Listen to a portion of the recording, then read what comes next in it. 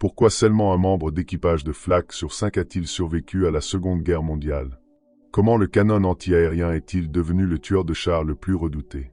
Comment a-t-il abattu des centaines de bombardiers alliés? Et pourquoi son système de contrôle de tir était-il disturbamment en avance sur son époque lorsqu'il est apparu pour la première fois? Vous allez entendre tout cela et plus encore à travers l'histoire intense du célèbre 88. Commençons. Au début des années 1930, l'Allemagne se réarmait à une vitesse croissante malgré les restrictions du traité de Versailles, qui interdisait spécifiquement le développement de chars, d'avions, d'artillerie et d'autres armes. Mais en coulisses, sous de nombreuses opérations de camouflage, les Allemands faisaient exactement cela. La Première Guerre mondiale avait clairement montré que les avions dans les opérations militaires étaient là pour rester. Dans les années 1930, la puissance aérienne évoluait rapidement, et la menace n'était plus seulement celle des avions de reconnaissance ou des chasseurs. Les nouveaux bombardiers stratégiques montraient un potentiel pour voler à des altitudes qui les mettaient hors de portée des armes légères et du tir anti-aérien de faible calibre, tout en transportant des charges utiles assez puissantes pour raser des quartiers entiers de villes. Les Allemands pensaient donc à l'avance et voulaient quelque chose de nouveau pour se protéger de cette menace.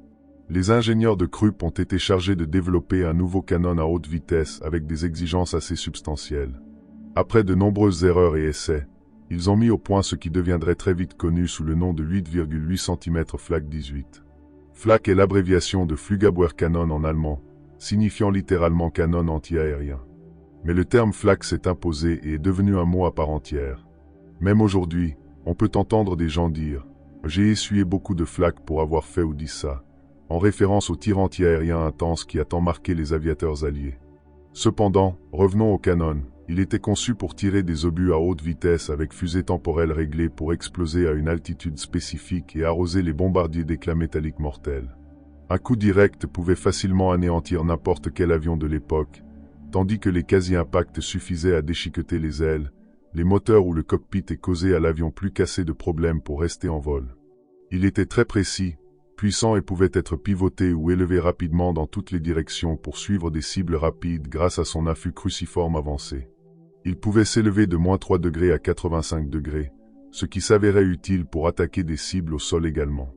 Et cela lui a donné inattendument un nouveau rôle, mais nous y viendrons dans un instant. Il pesait environ 7 tonnes, nécessitait une équipe de 10 hommes et était conçu pour être remorqué par camion ou semi-chenillé, lui conférant la mobilité nécessaire aux tactiques de blitzkrieg envisagées par l'Allemagne. Une équipe bien entraînée pouvait le déployer pleinement sur ses roues en cas d'urgence. Le plus sombre est que, à mesure que la guerre progressait et tournait contre l'Allemagne, les équipages de Flak étaient de plus en plus composés d'hommes âgés, de soldats blessés, de jeunes garçons et même de femmes, surtout dans les rôles de communication et de radar. Plus de 1,2 million de personnes servaient dans la branche de défense anti-aérienne de la Luftwaffe, ce qui représentait presque la moitié de l'ensemble des forces.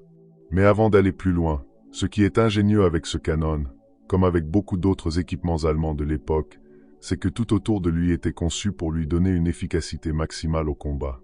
Il ne le savait pas à l'époque, mais il venait de créer sans doute le meilleur canon de la Seconde Guerre mondiale. Il n'a pas fallu longtemps pour qu'il voie le combat. Quelques unités ont été envoyées avec la force expéditionnaire allemande pendant la guerre civile espagnole pour des tests en conditions réelles. Les résultats ont suffi à attirer l'attention du haut commandement, et très vite, le 88 a été considéré comme la meilleure arme anti-aérienne disponible. Mais personne ne réalisait encore pleinement ce qu'ils avaient entre les mains et les nombreux rôles qu'il allait endosser, jamais envisagés pour lui. On ne sait jamais ce qu'on peut rencontrer sur le champ de bataille. Ainsi, les 88 en guerre civile espagnole ont été utilisés contre n'importe quoi en cas de besoin. Il a immédiatement prouvé qu'outre-abattre des avions, il pouvait aussi détruire des bunkers, des positions d'infanterie et, surtout, des chars. Les chars de l'époque avaient à peine assez de blindage pour arrêter les armes légères. Un coup direct d'un canon anti-aérien à haute vitesse allait donc gâcher leur journée de toute façon. Cependant, cela allait changer complètement lorsque le nouveau conflit mondial a éclaté quelques années plus tard. Et outre les obus à fusée temporelle et à impact direct, les 88 ont reçu une version perforante. Nous sommes en 1939, et l'Allemagne entre en guerre avec un peu plus de 2600 canons Flak. C'est 2 fois plus que ce que possédait la Grande-Bretagne à l'époque, tandis que l'Amérique n'en avait presque aucun. La prévision allemande pour le besoin d'un tel canon allait se révéler juste très vite, et il produirait environ 21 000 unités de différentes versions de 88 tout au long de la guerre. Mais leurs équipages paieraient un prix élevé pour servir une telle arme. À cette époque, ils les affinaient encore avec le Flak 36, introduisant un canon en plusieurs sections plus faciles à remplacer quand il était usé. Un nouvel affût cruciforme appelé son dérangé 36 qui accélérait le déploiement, un bouclier en acier pour protéger l'équipage contre les tirs ennemis et les éclats, et d'autres améliorations ergonomiques mineures. Le canon a été allongé et un obus avec une douille de propellant plus longue a été introduit, lui conférant une vitesse initiale encore plus folle. Le Flak 37 a suivi avec des instruments de visée encore meilleurs et, surtout, un système de transmission de données qui permettait au canon de recevoir les informations de ciblage d'une unité centrale de contrôle de tir. Ils avaient aussi un viseur direct pour les cibles au sol. Mais ce système de contrôle de tir hautement sophistiqué donnait aux 88 leur efficacité notoire dans le rôle antiaérien. C'était un ordinateur analogique mécanique qui, couplé à des télémètres, des dispositifs acoustiques et plus tard des radars, calculait automatiquement et transmettait les données de visée à tous les canons de la batterie connectée. Une équipe de commandement central suivait les cibles, déterminait leur vitesse et altitude, et visait plusieurs 88 sur le point d'interception prévu. Ils devaient effectuer des calculs basés sur plusieurs paramètres, puis viser les canons sur le point de la trajectoire prévue. Ainsi, quand les avions arrivaient à ce point, les obus les rencontraient et explosaient juste autour d'eux avec la fusée temporelle.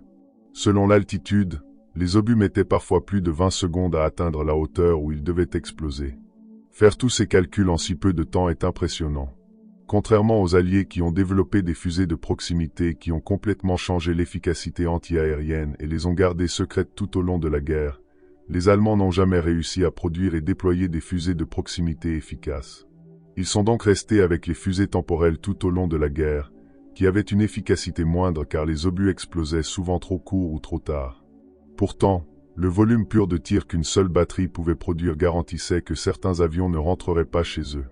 Cela a diminué à mesure que la guerre progressait et que les Alliés déployaient des contre-mesures radars et des brouilleurs électroniques.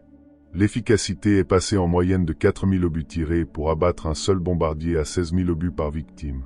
Mais ne vous y trompez pas, tout au long de la guerre, la Flak était une arme inévitable et extrêmement redoutée qui a abattu des centaines d'avions alliés, tué des milliers de membres d'équipage ou les a forcés à s'éjecter et à être capturés sur territoire allemand.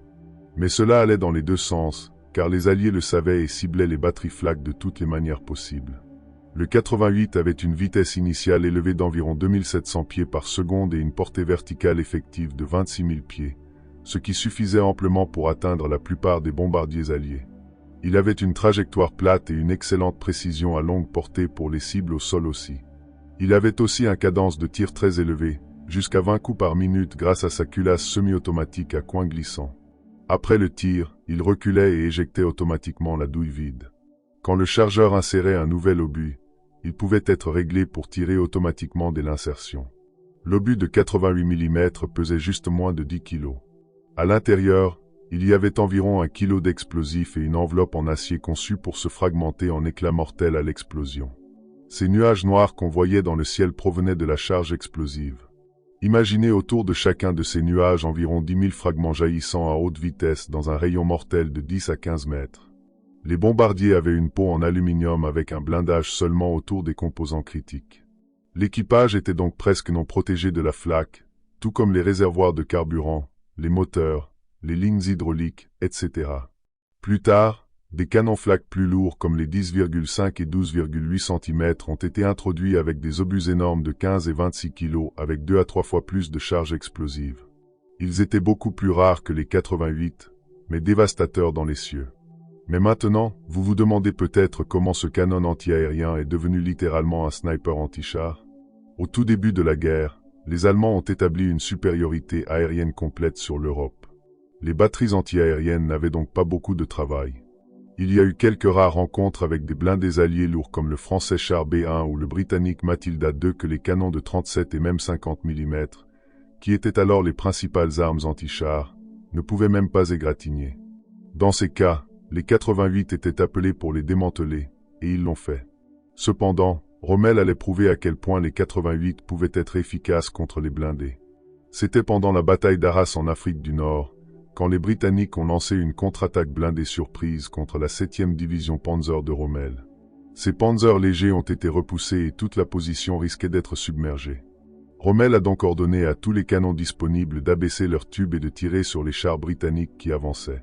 Ils les ont décimés, et les Allemands ont commencé à penser à donner plus d'opportunités aux 88 de combattre les blindés, car ils étaient étonnamment très bons pour ça. Haute vitesse initiale, grande précision et trajectoire plate couplée à de bons optiques étaient la combinaison parfaite pour la guerre dans le désert ouvert. Mais cela s'avérerait utile très vite aussi sur le front de l'Est. Les Allemands ont bientôt reçu des obus perforants spéciaux comme le Panzergranate 39 et 40 avec charge explosive pour causer des explosions internes une fois le blindage pénétré. Ils pouvaient traverser environ 100 mm de blindage à 2 km, ce qui suffisait amplement pour menacer n'importe quel char allié de l'époque. Puis les Allemands ont eu un réveil brutal face aux blindés soviétiques lourds que leurs armes anti-chars peinaient à arrêter. Les 88 ont été appelés à l'aide. Pendant un bref moment au début de la guerre, ils étaient presque le seul moyen pour les Allemands d'abattre les blindés soviétiques. Voyant cette efficacité mais réalisant aussi la vulnérabilité de leurs équipages, qui étaient très vite devenus une cible prioritaire pour tous, des chasseurs bombardiers aux chars, snipers et infanterie, ils ont compris qu'il faudrait plus de protection et de mobilité pour utiliser cette puissance de feu efficacement sans mourir. C'est ainsi que la Flak est devenue PAC, signifiant Panzerabwehrkanone ou canon anti-char. C'était maintenant un 88 redessiné qui serait monté sur le Tiger 1 et entrerait en service fin 1942. Si vous connaissez un peu l'histoire de la Seconde Guerre mondiale, vous avez sûrement entendu parler du 88 du Tiger et à quel point il était redouté par tous les tankistes alliés. Puis il y a eu les chasseurs de chars comme le Nashorn et l'Éléphant qui utilisaient une version encore améliorée et plus puissante, le PAC-43. Ces véhicules avaient leurs problèmes de fiabilité, mais les canons qu'ils portaient étaient toujours décrits par les deux camps comme les meilleurs canons anti-chars de la guerre. Associés à des optiques supérieures, ils pouvaient détruire n'importe quel char allié à des distances où ceux-ci ne pouvaient que rêver de riposter. Cela n'a pas aidé l'Allemagne à gagner la guerre en raison de nombreux autres facteurs, mais cela a sûrement semé la havoc dans les colonnes de chars alliés lors de dizaines d'incidents documentés. En 1943, la marée de la guerre dans les airs avait tourné décisivement contre l'Allemagne. Les Alliés menaient maintenant une campagne de bombardement 24 heures sur 24, ciblant les installations industrielles allemandes les plus précieuses, mais touchant aussi, accidentellement ou délibérément, des cibles civiles. Les équipages de Flak devaient être constamment alertes et prêts à défendre leur ciel, et ils étaient positionnés autour des cibles les plus précieuses. Logiquement, leur risque d'être touchés n'était que plus grand. Les bombardiers alliés ont commencé à larguer des bombes de suppression de Flak, une sorte de bombe à sous-munitions à fusée temporelle conçue pour exploser au-dessus des positions suspectées de canons et les déchiqueter. Les batteries Flak étaient aussi attaquées par des chasseurs bombardiers en piqué, et leurs taux de perte ont explosé dans la seconde phase de la guerre, entre 50 et 70%, ce chiffre étant encore plus élevé dans les derniers mois désespérés. Parce que la guerre changeait et bougeait rapidement, la plupart des batteries Flak étaient soit hâtivement retranchées, soit positionnées à découvert. Mais parfois, elles étaient installées dans des emplacements en béton pour une meilleure protection. Et en parlant de ces emplacements, il faut mentionner les tours Flak. C'étaient des plateformes massives fortifiées pour canons antiaériens. Elles servaient de systèmes antiaériens, bien sûr, mais aussi d'abris antiaériens pour des milliers de réfugiés civils. C'était une sorte de forteresse et de batterie antiaérienne intégrée en une structure autonome comme une forteresse. Ces choses sont complètement oubliées dans l'histoire, mais c'étaient certaines des structures défensives les plus lourdement fortifiées et technologiquement avancées construites par l'Allemagne pendant la guerre. Il y avait 8 grands complexes de tours Flak autour de 3 grandes villes, Berlin, Hambourg et Vienne. Chaque tour était construite en béton armé avec des murs épais d'environ 3 mètres, capables de résister à des impacts directs de bombes de 500 kg. Elles avaient plusieurs étages avec stockage de munitions, hôpitaux, approvisionnement et zones d'abri. Elles avaient aussi des versions plus lourdes de canons Flak comme 4 canons jumeaux de 12,8 cm soutenus par des 88 et des canons automatiques de 37 et 20 mm pour la défense contre les chasseurs bombardiers à basse altitude. Bien que ces tours soient impressionnantes et aient une puissance de feu extrême, elles ne pouvaient pas fournir beaucoup de défense à l'espace aérien allemand car il y en avait simplement trop peu, et les Alliés les évitaient en essayant de les contourner. À la fin de la guerre, ces tours Flak sont devenues des forteresses de dernier recours et certaines des dernières positions à tomber. Aujourd'hui, certaines ont même été transformées en musées que vous pouvez visiter.